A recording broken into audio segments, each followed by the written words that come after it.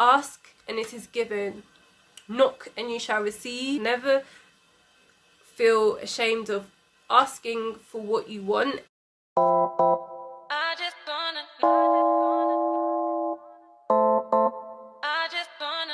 Hi guys, welcome back to my channel, and today I'm going to be talking about asking for what you want. The reason I'm talking about this subject is, first of all, because this is a journey that I've been going on myself. One thing I didn't actually realise was that I haven't actively been engaging in that process of asking people what I want and what I need. If I was to just go deep down into the reason behind this, it's more so because of the fact that I feel like if people know what you really want, if they know what you really need, then they'll be able to use that against you. Like, say if they really know that I really want this opportunity, or I really want you to give me this, you know, if they know what my weakness is, and they'll be able to use it against me. Like, I found by the process of not asking for what I want, it really made me disengage from my feelings, like those really intense feelings of like passion or excitement, or I really want to do this, because I was just like, I don't really want something because someone can take it away from me, or I don't want to get my hopes up and then I get hurt. But you know, that's not really living, for me anyway, that's not living life. Like, I can't be afraid of the pain. So I think that's, for me, I feel like that's the reasoning behind kind of not showing to people what I want and what I need, and being very like roundabout about going about it. Also, I just feel like I also just turn into like a child when I have to ask for what I want. So when it came to asking for what I want, I'd be like one of those people that's like, excuse me sir, I want some more. Excuse me? I literally would turn into a child. With my family, it's just like, yo, give me that cake. Like, you know that slice is for me, right? It's just like round the corner, so can I just like get a little lift? It's just round the corner, you know? Some old folk like me come in the backseat of your car. Yeah. So basically, when it comes to asking for what you want, I feel like it's something that you should never be ashamed of, because it's really serving yourself. And I feel like there's really a stigma around it. We're in British culture, and I feel like it's very apologetic. It's very much like apologizing for your existence, and politeness is great, but I feel like when it gets to that point where you're always apologizing and always being like, you know that voice that you make, it's just got that like energy about it. It's just very much like, I don't know what is it you or is it me? To me, to you, to you, to me. It brings a lot of confusion sometimes, and just a lot of like apologizing, and just, yeah, it just gets a bit too messy for me. I think asking for what you want is a very courageous thing, given like the whole stigma that is around it as well. So courageous and powerful. Like, listen man, I want this. Like, I want this. I feel like you're more likely to be offended by someone asking for what they want if you're someone who doesn't establish their boundaries with people and you don't know how to say no, because it's almost like people be asking you for what you want, and then you'll just be like, oh, I have to give it to them even though I don't have it, or even though it's an inconvenience to me and I don't want it to be an inconvenience to me. So when you're in that space of feeling like you have to do something, you can start to feel offended by people. You can start to feel like people are taking advantage of you. They're being selfish. And I think it's really interesting, because I feel like you have a responsibility to say no, to set boundaries and take that responsibility, because at the end of the day, people are going to ask, you know, regardless. Like, we're not born by ourselves. We are in a world full of people, and I feel like asking is such a natural thing of being human. It's how we could survive, you know. And back in the day, in order to live in this world, in order to have our like desires and our wants fulfilled and met by other people, but just in general day-to-day life, everyone's so unique. Everyone are in different stages of their life. Some people have something, some people don't. Like, there's just such a mixed bag of people, and through asking others for support or asking for your wants and needs from other people, you then allow yourself to gain fulfillment. And I think that it comes with a discernment as well, of knowing and learning, oh, can I get that for myself, or do I need to ask in order to get to that place? But there's never going to be a need not to ask for something. You know, I think asking is just a natural part of human life, and I feel shaming people for asking, you know, and especially if you're not setting the boundaries as well, can cause a lot of issues. So when you are one of those people who don't ask for things, you can start to set expectations for people. So the way you kind of look for your wants and needs to be fulfilled is by setting expectations on people to fulfill those. So like one of the things that people go through life thinking is that people know what in other people's minds, and no one is a psychic.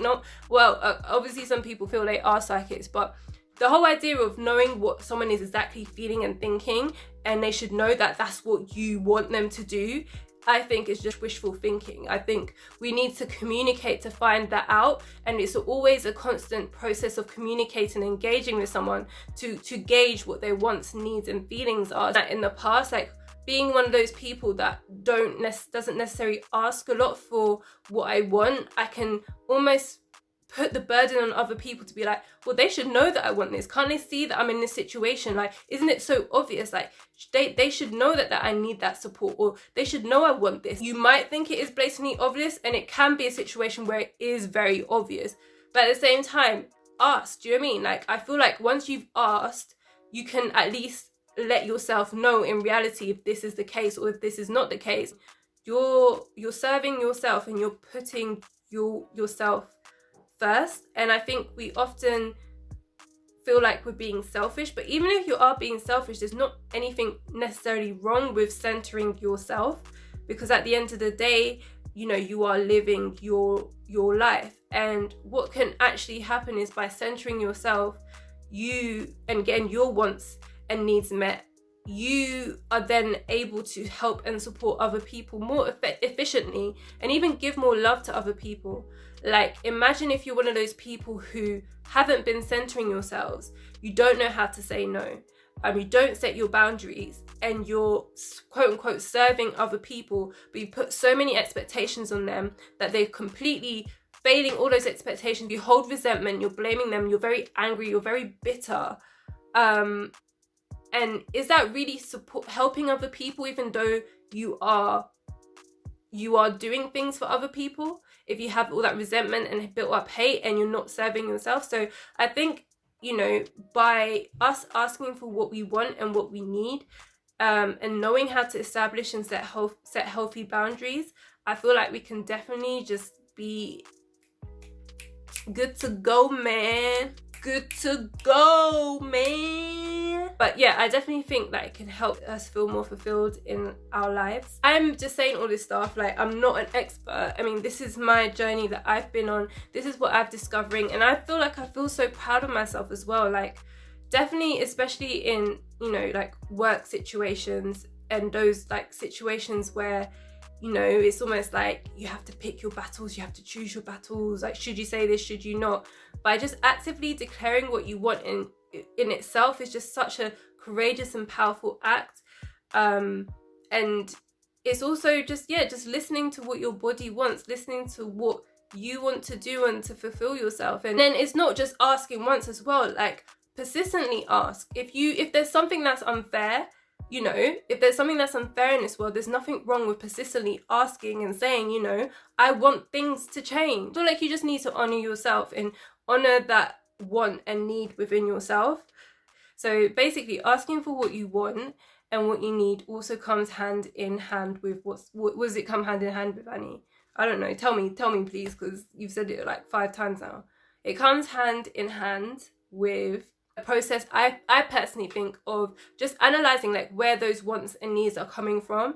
So one of the things that I discovered for myself is a lot of the things that I say that I want and need are coming from people's validations, or it's coming from other people. So it's almost like I haven't even really truly authentically discovered what I authentically want. Like, there are some areas where I have, but a lot of the times my wants and needs have come from other people. It's come from society, and as a result, I'm actually not getting fulfilled, you know. And I think I've definitely been one of those people that it's all about other people, and it's all about, you know, serving other people's needs and other people's wants and making other people feel comfortable. to the debt, but it's also like, what about yourself, you know? And I feel like that process of actively engaging in that, asking for what you want, recenters yourself on yourself. Burden is something that we use a lot, and I think that's another thing that can stop us asking for what we want, because somehow there's a stigma around us feeling like we're a burden to other people. And I remember like the other day, like my friend was going through a hard time, and I was just like, you know what, you can talk to me, it's never an issue.